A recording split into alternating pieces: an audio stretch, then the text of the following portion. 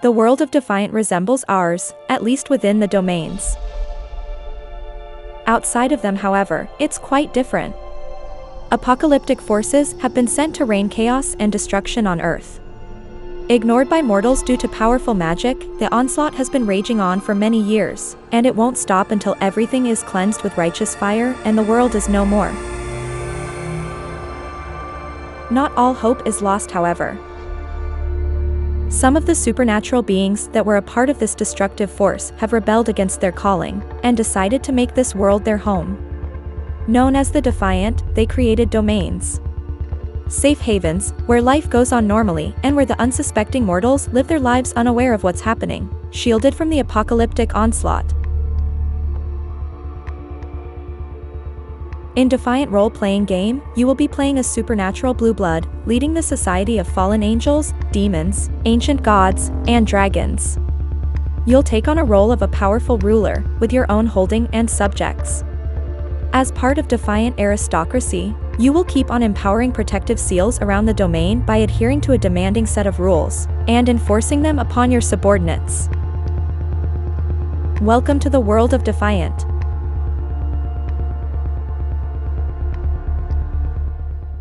Once they've decided to switch sides, the only way the Defiant could survive the ongoing slaughter was through the use of powerful apocalyptic seals, known as Sephiroth. They created many safe havens, mostly within cities, each harboring hundreds or more Defiant. Those supernatural societies have to survive on their own, as there's no way to contact other towns. However, they all adhere to similar rules to power up their Sephiroth and keep the apocalyptic forces away from their domains. The main concern for Defiant is the apocalypse. Its agents constantly try to infiltrate the city and take Defiant down. The only way to feel safe is by making sure the Sephira has enough power to keep the enemy at bay.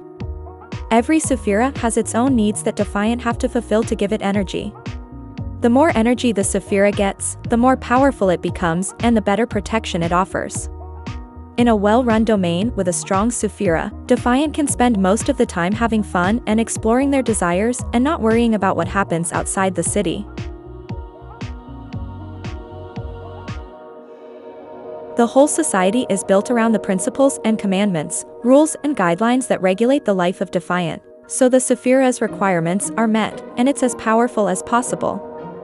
For humans, the commandments may seem weird, cruel, perverse, or bothersome, but for the Defiant, it's just how the things are. If this is the price they have to pay for living their safe and exciting lives, they're more than happy to pay it. The domains are the lonely bastions of light in the otherwise apocalypse-ridden world. Each domain exists without any communication with other Defiant societies and is a world of its own. There are no global politics or cross-domain alliances. For the Defiant, their city is their whole world. Thanks to the power of a magical phenomenon known as Carnival, the mortals live their lives completely unaware of the ongoing apocalypse. Logistic companies still deliver their cargo through the decaying outside infrastructure, and all the shops and malls within the domains are regularly restocked. From the mundane perspective, a city protected by a Sephira works in pretty much the same way as the cities in our world.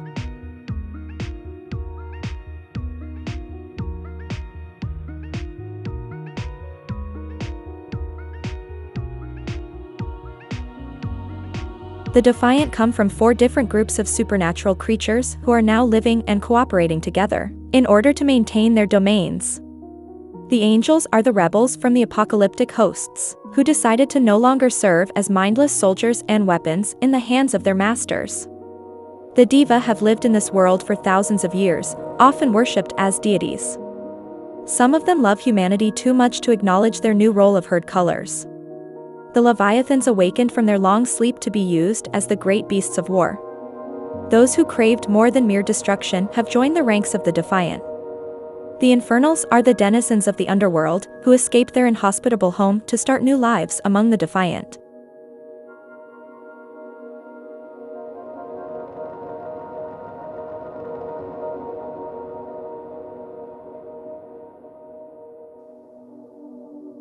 Defiant Angels.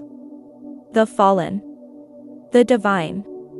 Angels are the manifestation of the Absolute's thoughts and will. They were the ultimate soldiers, the perfect agents, the unstoppable weapons. For eons, they've been carrying out their master's bidding, without question, rest, or hesitation. And most of them still are. As the final days came, the hosts descended unto earth, to serve as the bulk of the apocalyptic forces. Since their work was to be done in the mortal world, their masters gave them human forms, but angels have never experienced sensuality before. For most, it was a traumatic experience. Their perfect spiritual forms mixed with filthy material bodies and filled them with rage and disgust. But as always, they remained blindly loyal to their masters and began their final crusade. For some, however, this new situation felt less like torture and more like an eye-opening experience. For the first time in their existence, the angels could feel touch, experience physical pain, and pleasure. And with those new imperfections in their otherwise pristine constructs, they became more self-aware and started questioning their orders. And thus, the war started. The rebellious stood against their brethren. Victory was virtually impossible, but it is not in the angelic nature to give up when the cause is just.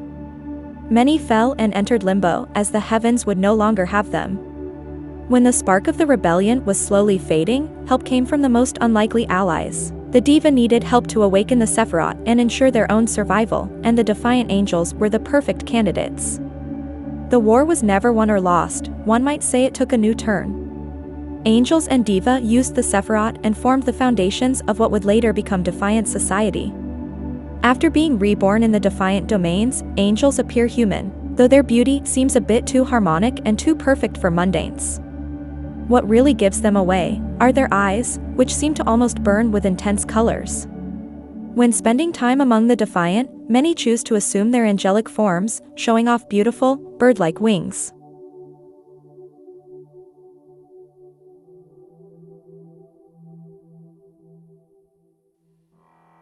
Defiant Diva. The worshipped. The dethroned. Some say the Diva were sentenced to live on Earth as a punishment. Others see them as spirit protectors of this world, the embodiment of human prayers. The Diva emerged around the time of the first civilizations and have accompanied humanity since. At the peak of power, they enjoyed godlike status. They led mortal followers to glory or toyed with them for amusement. As magic faded from the world, however, their powers withered. Eventually, they lost their immortality, turning into myths and creatures of legends. But their bloodlines survived. Their offspring had no recollection of the glorious past, nor any supernatural powers, but unknowingly carried the legacy onward. Humanity all but forgot about the Diva. Only a handful remained loyal to the old ways, practicing their rituals in secret. As the apocalypse drew near, magic came back to the world. Diva regained a shred of their former power. After reincarnating for millennia in mortal bodies, a few of the old gods realized their true identities, while numerous descendants of the ancient deities formed new pantheons. It quickly became clear they had a role to play in the upcoming apocalypse. They were offered a last, final chance to bathe in glory, before perishing forever. They could regain their full power and become the mighty gods of the old. In return, however, they would lead humanity into madness, ensuring that mortals would not stand against the powers of the apocalypse. For many, the temptation of becoming true gods was so great that they agreed to lead their followers to slaughter. Some, however, did not accept their fate. They worked tirelessly to save the world from destruction. With the discovery of the Sephiroth, a glimpse of hope shined upon the doomed world. It is the Diva who wrote the first chapter in the Defiant history. Every Diva has a spiritual connection with an animal type, and it usually shows in their appearance. Most appear almost exactly human with a hint of their animal bond, like teeth in different shapes, beast-like eyes, or nearly inconceivable, minor traits. Some, however, share more similarities with their sacred animal, with their bodies striped or covered in fur, hair made of feathers, etc.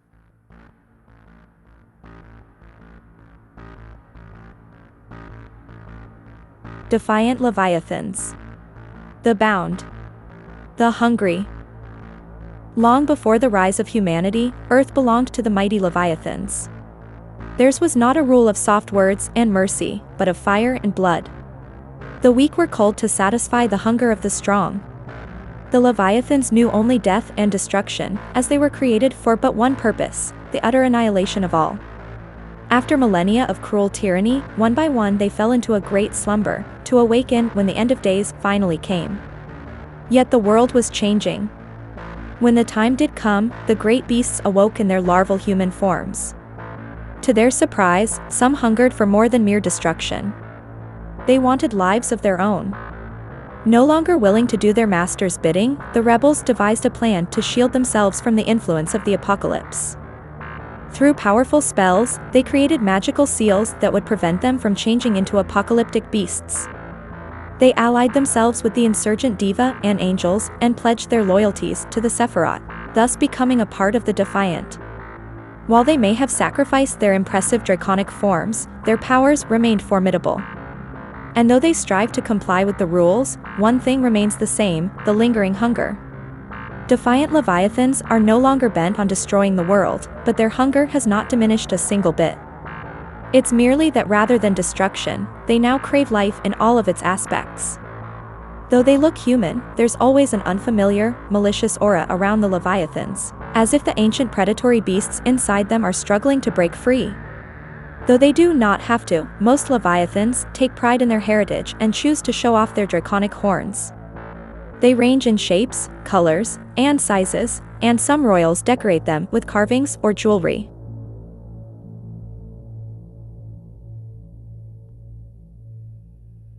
Defiant Infernal. The demonic. The escaped. Citizens of Shadma and Gomra built their twin cities at the height of humanity's golden age, long before the rise of ancient civilizations. They stood as a testament to human ingenuity and might.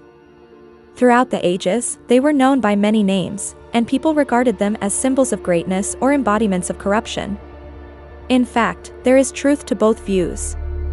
The greatest minds and foulest souls filled the city's streets, creating a one-of-a-kind society of ambitious freethinkers, insatiable decadents, and ravenous adventurers. In the greater scheme of things, however, it wasn't the human role to ascend into greatness. Thus, the cataclysm came. The entire world was flooded, and the remains of humanity had to begin anew, bearing in mind the grim message: they were to live the lives of mediocrity and to never again meddle in the affairs of higher beings. Everyone believed the twin cities perished beneath the waves of the raging seas, but the citizens of Shadma and Gomra were sentenced to a far more cruel fate. They were to be the first denizens of a new world, an infernal pit created to torture those who dared to rise above their calling. Centuries passed, and the tormented gradually changed into tormentors, carrying out sentences on mortals thrown into their hellish world for acts of defiance.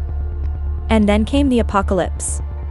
The once impenetrable defenses of hell malfunctioned, allowing some creatures to escape back into the mortal realm. Those smart or lucky enough found their way to the cities protected by the Sephiroth and swore their allegiance, becoming the last group to join the Defiant.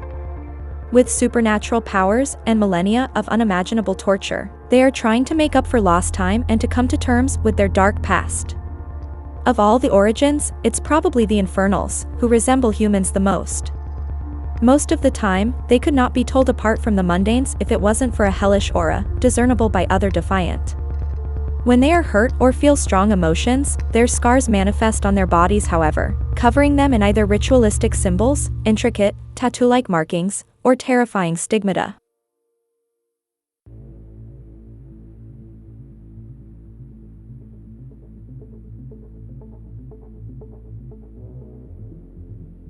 Outside Defiant domains, the apocalypse rages on. Whole cities are burned down. People are slain by the thousands. Elsewhere, there's suffering, chaos, and death. For the most part, Defiant cities remain safe. The forces of the apocalypse cannot simply break the seals, so they try to weaken them instead. Most of the time, they can't attack directly and have to resort to intrigue and manipulation. Although the apocalypse is held at bay by the Sephiroth, the cities are not entirely safe from it. In some places, its influence is barely visible, with but a handful of agents lurking in the shadows, trying to corrupt mortals or weak Defiant. In other domains, there are holdings or even provinces dedicated to fighting off beasts or minions, who manage to break through the barrier and spread chaos, inflicting as much damage as they can before being eradicated. The apocalyptic diva are sustaining a powerful spell called the Carnival, which makes most mortals oblivious to the destruction around them and easier to control. The spell works on the mundanes in Defiant cities as well, meaning they have no clue about events outside their safe haven and go about their lives as if nothing wrong is happening. On the verge of the domains, the world starts to crumble as two different realities collide with each other. Defiant call those borders the outskirts. No one would wander into the outskirts of their own volition, as it's extremely dangerous for the Defiant and the forces of the apocalypse alike. Further behind those chaotic borders lies the world ravaged by the apocalypse. Great beasts tear whole cities apart, holy fires cleanse the land, and grim armies scour the battlefields. And thanks to the carnival, the mortals are, for the most part, oblivious to the destruction happening around them. Sometimes they acknowledge some of it, calling the carnage acts of nature, terrorist attacks, or environmental catastrophes. Often, the torment is so great that the only way for the mortals to stay indifferent is to forget about the issue altogether. Lost friends and relatives fade from their memories, and sometimes entire countries disappear from the collective consciousness. The Defiant do not know much about the current state of things outside their domains. If they ever wander outside the city and past the outskirts, they lose all memory and forget who they are, which usually means they cannot find their way back to safety. The one sure thing is that the powers of the Sephiroth are the only thing strong enough to stop the onslaught. The forces of the apocalypse will not be victorious until the last Defiant city falls. The supernatural creatures that serve apocalypse are called the Horsemen. The strongest of them, infused with incredible powers, are a threat that Defiant cannot stand against outside their domains. However, even if they manage to enter Defiant cities, the power of the Sephiroth weakens them significantly. They are still an intimidating threat, but they can be bested, though usually at a heavy price. Thankfully, such incursions are extremely rare and virtually unheard of in cities that genuinely tend to Sephiroth's needs, and adhere to the laws set by the Hierophant. If a powerful horseman emerges in the domain, it's a clear sign of how astray the Defiant community has become. It's usually the weaker types of horsemen that manage to infiltrate the domains. Being less powerful, they do not draw as much of a Sephiroth's attention and sometimes manage to enter even into the well-governed domains. Unfortunately, the horsemen are not the only threat to the domains. Some among the Defiant are willing to turn towards dark powers for their personal gain or out of spite. The Defiant are creatures of great passions and appetites. Some are ready to dabble in apocalyptic arts to achieve their goals and get what they want. Power-hungry courtiers, allying themselves with the enemy to take their sovereign's place. Depraved lords using the apocalypse to hurt their sworn rivals, weak-minded low-born, betraying their kind for the promise of true power, the list goes on. Most Defiant know better than to turn to the enemy, even under the most dire of circumstances. However, there are always those few who are ready to do the unthinkable.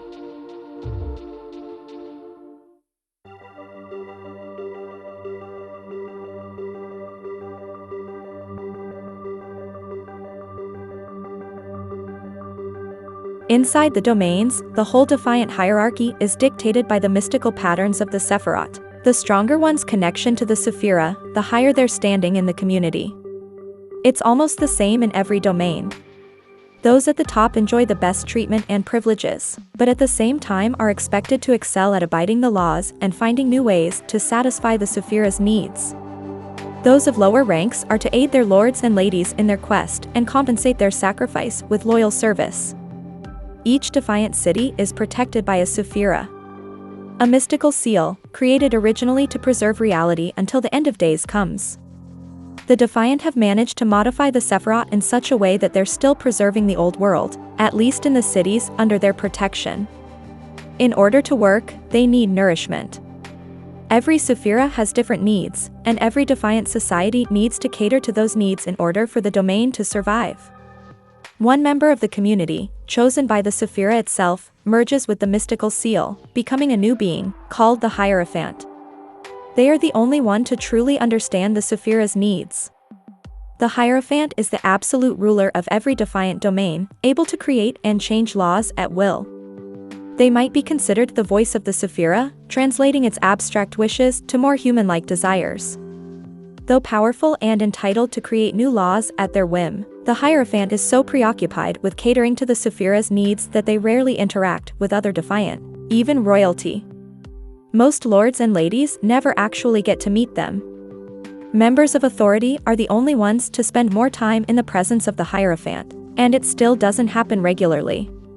Each Defiant domain follows the same social structure but differs when it comes to additional laws and norms, depending on the needs of the Sephira and the personality of the Hierophant. These rules are called commandments, and every Defiant is expected to follow them. Fulfilling the Sephira's needs is the only way to keep the apocalypse at bay and the city safe. Hierophant rarely interferes with everyday affairs. Their link with the Sephira makes them operate on a different level of consciousness, feeling the desires and emotions of every being, sensing the apocalypse's influence and shielding the city from danger. Because of that, the Archons and the Executors handle most issues. They are royalty and maintain holdings and courtiers, but spend most of their time taking care of more important duties. Archons serve as domains officials and take care of crucial issues. They may call upon the princepses and royals to help with their task, usually offering some sort of reward for their trouble. Whenever an Archon position opens up, each bloodline may present their candidate. They are all taken before the Hierophant, who makes their decision and names the new Archon. To ensure the law is upheld in every province and holding, the Hierophant appoints an executor for every commandment. These Defiant are responsible for controlling and punishing any defections concerning their assigned rule. If the principles are a set of general guidelines, identical for every Defiant domain, the commandments are specific laws regulating additional aspects of life in a single city. Executors are handpicked by the Hierophant, and any lord or lady may become one. Each Defiant city is divided into provinces. Every province is ruled by a princeps, tasked with managing the area and governing over the local lords and ladies. Most princepses establish additional rules for the residents and visitors alike. Princepses are tasked with upholding the law, keeping an eye on the lords, defending their territory if apocalypse forces are present there, and taking care of mortals. The princeps governs the province with the help of the royalty, a privileged group of the Defiant, each with their own personal court. Royals enjoy many privileges but are also burdened with duties. Lords and ladies are responsible for their subjects. They have to ensure their loyalty and dedication to the Sephira and the principles. Moreover, the actions of royals have greater meaning than those of common Defiant. Their desires are stronger and they have a closer connection to the Sephira, so when they follow the commandments, they give it a lot more power. In every province, there are places that the Sephira is especially interested in and draws more power from. Whenever such a place is found, it becomes a home for a group of Defiant under the rule of a lord or a lady. Defiant call those places holdings. A holding might be a popular nightclub, a closed factory, a subway station, or any other site. Every holding is ruled by a lord or a lady with their personal entourage, called courts, at their disposal. Royals are free to treat their courts as they see fit, as long as it falls in line with the commandments. They are also considered responsible for their courtiers. While every achievement of their subjects is considered theirs, they are also personally responsible for their courtiers' wrongdoings. From the executors and archons to the lowest courtiers, all those Defiant are considered highborn. They've been blessed with their Sephira's grace, and each of them can potentially become a lord or a lady. They are all of the noble Defiant blood. Below them, about twice as many in number, are the lowborn. Defiant denizens of the city, with limited powers and little political influence. Most of them maintain mundane jobs to make a living, while some work at the courts of the highborn as servants and lower-ranking agents. While benefiting from the Sephira's protection, their connection to it is too weak to enhance the seal. On the one hand, this gives the lowborn more freedom, as long as they do not help the apocalypse directly. Their actions have little consequence in the greater scheme of things. On the other hand, it puts them in a position where they need the highborn to survive and have to obey them.